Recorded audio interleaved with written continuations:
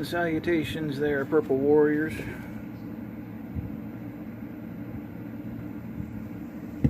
This is your old pal Jiggly. In a previous video I talked to you about a couple rod and reels that I found at a flea market. I bought them for $5 each. I've already done one video of me cleaning, restoring, lubricating, respooling, and then taking one out and catching a fish with it. I'll link it at the end of this one, so if you haven't seen it, you can watch it now. But the other one that I picked up at the same flea market, I got a low ceiling. Got to do it exactly right so I don't whack nothing. Is this guy right here. Now, what I have in my hand is a Pflueger, made in Akron, Ohio, Skilkast, model 1953. Now, immediately that makes you think that it was made in 1953, thus the model 1953, but they started producing this model in 1941. It's on a very unique reel.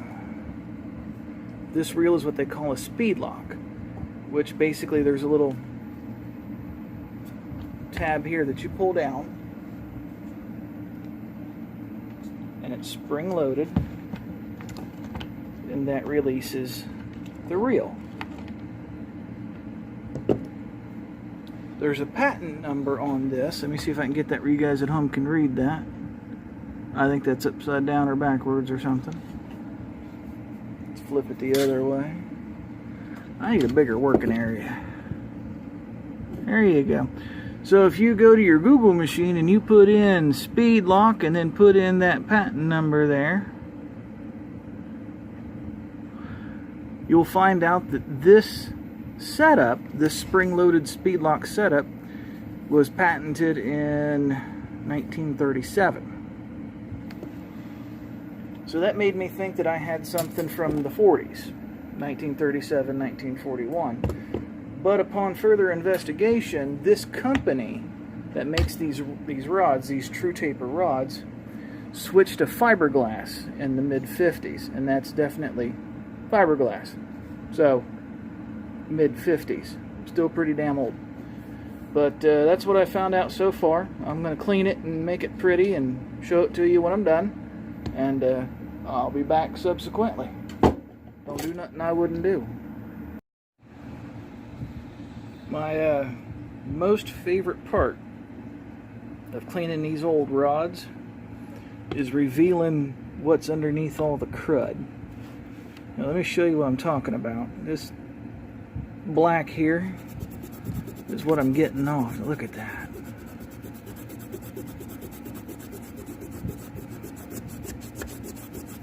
I don't know why I find this so satisfying, but I do.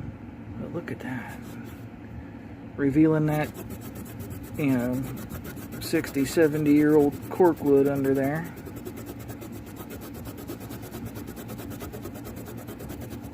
And I'm not using anything special. This is just basically an old shop washcloth and some hot water with some dish soap in it. And it's just taking off those decades worth of dirt like they weren't even there.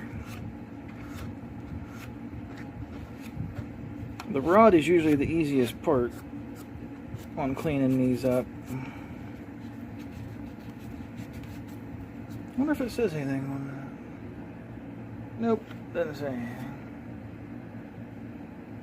But yeah, look at that. Look at that. I just don't know why I find that just so satisfying. It's like that's the one time that you can actually see your work paying off, is when you're looking at the rod, maybe, I don't know. But anyway, I'll be back. Howdy and welcome back. Rod's done.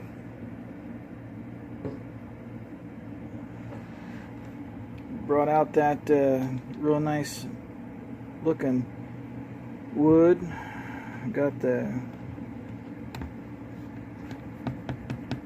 missed a spot, sorry. Got the reel seat all spiffy. well, spiffy as I think I need to make it. And I got the rod all the way up cleaned. While I was cleaning, I found the Pflueger logo right there, but it doesn't give me any, length, the stuff that they put on a modern rod. All the eyes are good and clean. So I'm going to start on the reel. Now I took the reel off to make it easier. The model number and whatnot is right. Yeah, that's right side up. Right here.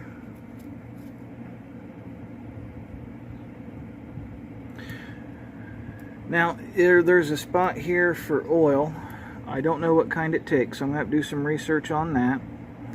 And I've never had one of these. I don't know how to cast it, so I got to do some research on that. But I don't need to know any of that stuff to clean it. So that's what I'm going to do. I'm going to clean it. So I'm going to get started on that. We're going to use something a little softer than that old shop rag on the reel, because there's a design that goes around the outside of the case that I really want to see. Real manufacturers today don't really care too much for the art anymore. They just want to mass produce and make a profit. But do you see that? I bet that goes all the way around. So anyway, I'm going to get on this. I don't think you guys really want to watch me clean a reel. So I'll be back a little bit. We'll see how it goes. As promised, I'm back. Sometimes the glare off my glasses is real bad, and sometimes it ain't. Anyway,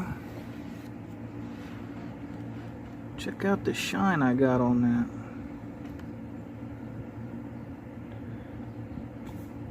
that. Mirror finish. You can see yourselves.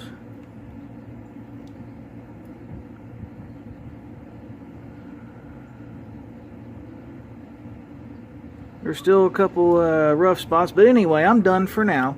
What I'm going to do, since Pflueger is still in business and still exists, I'm going to ask them what kind of oil to use, because I quite frankly, I don't know. And I don't want to just go zapping it full of WD-40 and that be the wrong thing and tear up the reel. So I'm going to ask them what kind of oil goes in here.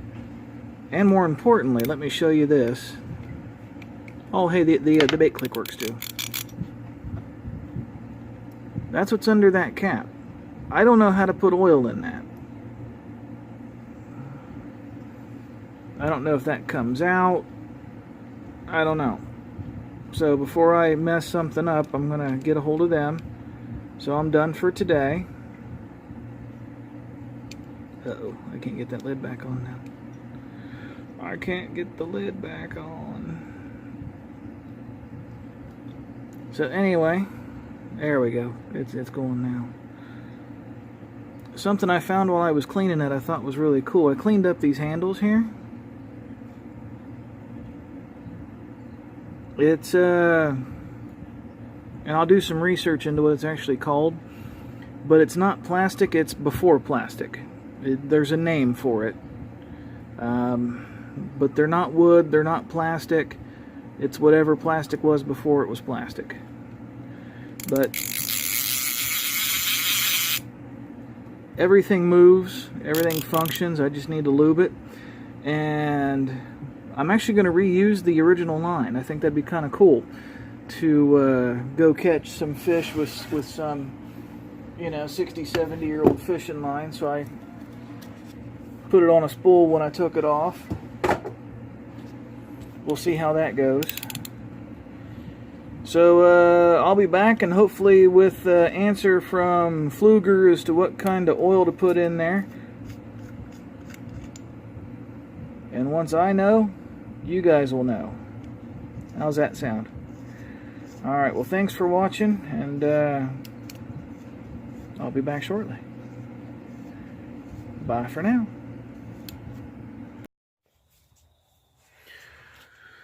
Evening there, friends. My ninjas, my glorious purple ninjas, my samurai. I've cleaned the reel. Looks good. This is the Pflueger Skilkast 1953. And like I said, I've oiled it. I've cleaned it. Look at that. Doesn't that look beautiful? Look at that shine. Look at that shine, guys. I done good. Anyway, like I said, I was going to try to put the original line back on it and then go fishing with the original line.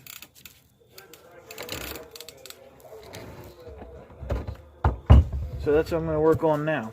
Now what I've got is well, here, let me show you. I kept the line when I took it off, and I put it on a old spool that I had laying around. And I'm thinking that if I put the bowl on top of it, that'll be enough to hopefully keep it still, so that when I reel, and it's failing already, that when I reel, it'll stay put and the spool inside will turn, and that's not what's happening at all. So, yeah.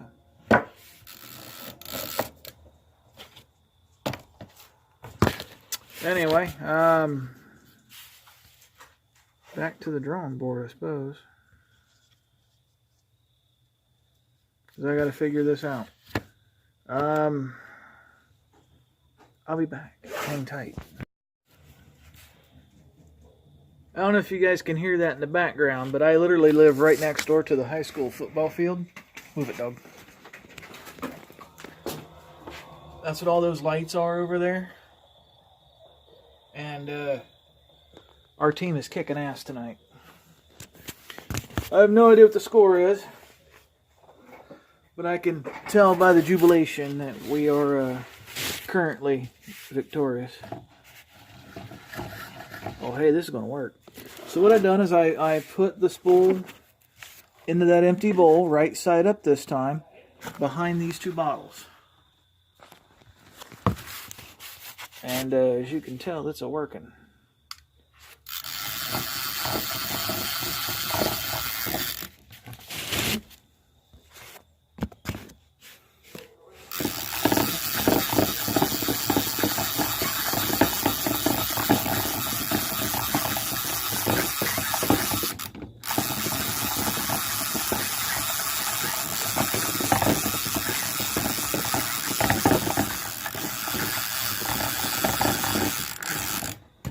I have a small idea to make it slightly better.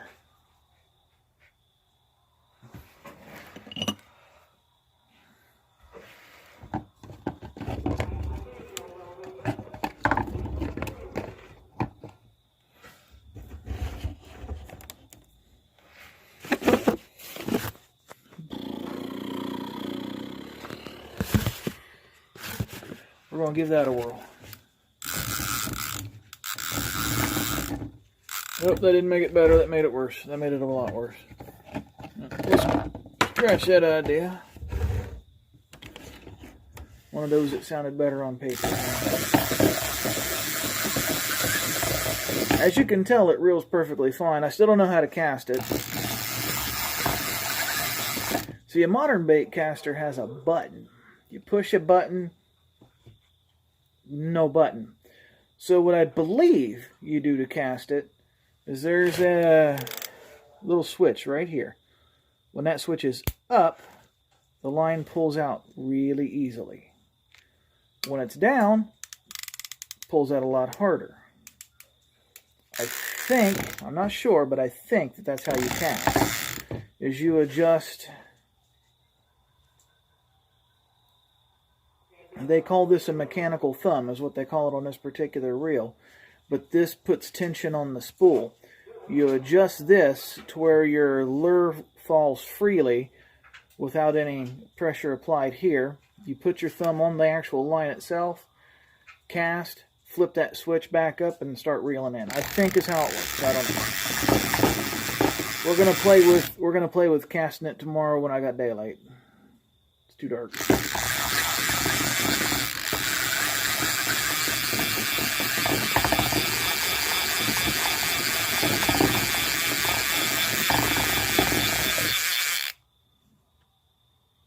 And that's it, my guppies. It's full. The spool is empty.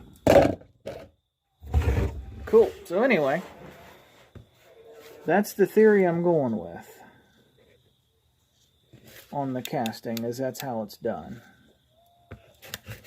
I could be completely wrong. Seeing as how I've never actually used one of these, I probably am. But we'll find out. Since that last bit came off in a hurry, it kind of bird nested onto there. Let's do that little bit again. I'm going to leave it out like that. Cool. So anyway, I've got the original, 1950s line back on it. I'm assuming it's that old because that's how old the reel is. And as you can see, it's all clean and pretty and ready to go.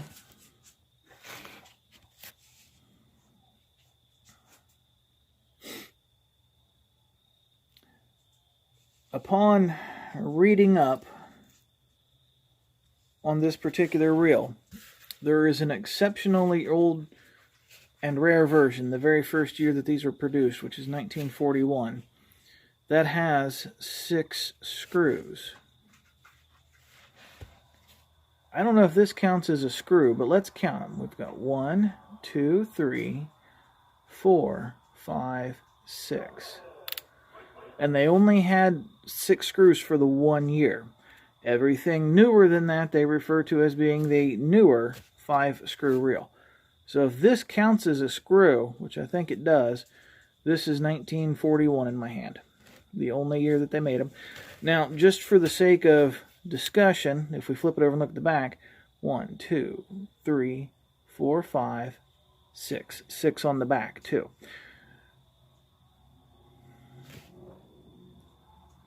Could be, but I don't know for sure. But it's all set for casting tomorrow. We'll see you then.